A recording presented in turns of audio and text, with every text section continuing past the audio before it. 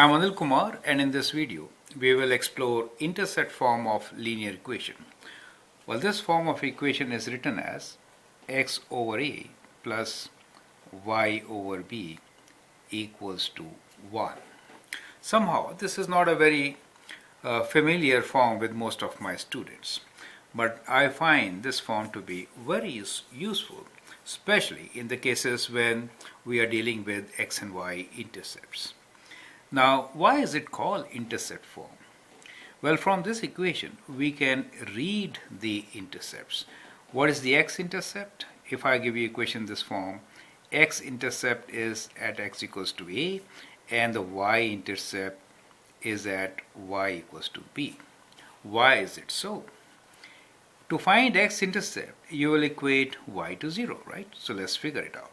To find x-intercept, let's calculate. Let's see why is it so.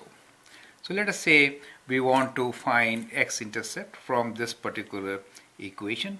In that case, we will equate y to 0, right? So we are finding x-intercept.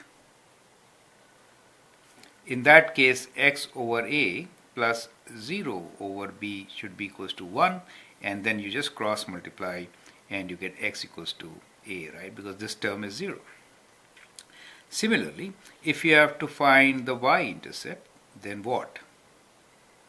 You will equate x to 0, right? So let's say 0 over a plus y over b equals to 1, and that gives you the result y equals to b. So you can straight away get x and y intercepts from this particular equation, and therefore this is called the intercept form of equation. Now it finds huge applications. For example, well, to start with, if my question is that write equation of a line with x-intercept of 4 and y-intercept of minus 3, then how is that equation is going to be?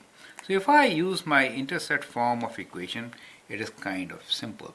I can say the equation is x over 4 plus y over minus 3 equals to 1. Now for most students, this is not the familiar form of the equation. Yes, it is not. Let's multiply by minus 12 and see what it is. We'll just cross multiply. We get minus 3x plus 4y equals to, we are cross multiplying by minus 12, so we get minus 12 here, right? So we could write this equation in slope intercept form or in standard form. In standard form, if I have to write, I could write this equation as, let me do it in slope intercept form. I need this to be positive. It will be 3x minus 4y minus 12 equals to 0.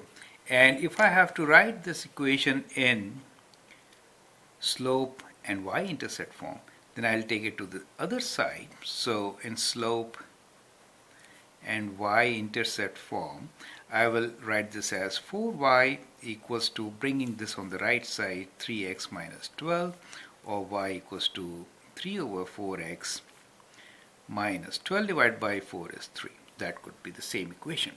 So what we have done here is we have taken a question and was write equation of a line with x-intercept of 4 and y-intercept of minus 3, and we got different forms of equations to work with. So you'll see how easy it is to write intercept form. It is standard form used in many schools. Okay, but we talk about most of the time standard form, which is like this: leading coefficient positive, coefficient of x to be positive, or slope intercept form. Anyway, these are different ways of writing the same thing. Now, one application where I find intercept form to be very, very useful is when, let us say, we have examples of a line. Let us say there is a line and we need to find area of area found between the line and the x-axis and the horizontal x-axis and y-axis, let us say. So if we need to find area of the triangle formed by the line and the coordinate axis like this, then from this particular example I can say this is not the example for this. In this particular case we will have x-intercept, let us say it is -5 here, and the y-intercept is 3. Now the idea is, let's find the equation of the line itself. You could find the equation by slope-intercept also. So slope here m is equals to rise over run, which is 3/5. Do not take -5. When you're going from here, you are moving right 5, so it is +5.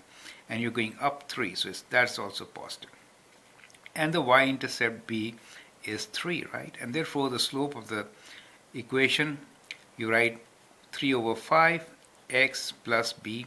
You get equation of this particular line. Now the idea is to find the area of the triangle formed by this line and the coordinate axis. How do you find it? So you have to find x and y intercepts and then just multiply them and divide by 2.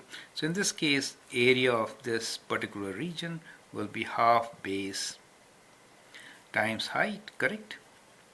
So which will be half of 3 times 5. Area is a positive quantity. You should always take positive, right? So it is 15/2 is the area in square units, right? So we can write area as 15/2 or 7.5 units square. So you could find area of the line formed by area between the line and the coordinate axis. But imagine if I would have given you this equation in intercept form, how simple it would have been. In intercept form, can you tell me what is the equation of this? Well, the equation for this will be x over -5 plus y over 3 equals to 1.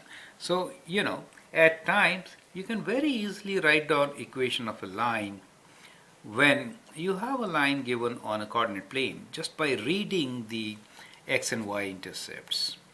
So you don't need to do any calculations. Once you have the equation of the line, if my question now is find the area from the equation, it's so easy. I can just read these values, and of course when I am calculating area, I am calculating the absolute values, correct? So absolute value is the area. Area has to be positive. So that is how we can apply intercept form at many places and get quick results. The idea here is now we are preparing ourselves for calculus and similar courses. Now there you need to effectively use your learnings. So let's go back once again. Intercept form is written as x over a over y over b equals to 1, where a and b are x and y intercepts respectively. We also saw how easy it is to find the x-intercepts. X-intercept is a point where y is 0. So in this particular case, we equated y equals to 0 and found x is just a, right? 1 times a.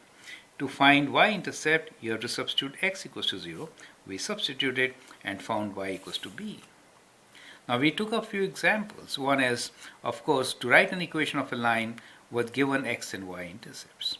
If x and y intercepts are given to us, this is the best form to write the equation. Now in case you need to rearrange and write it in different forms, so you could do that. And we have discussed 2 ways. That is different forms.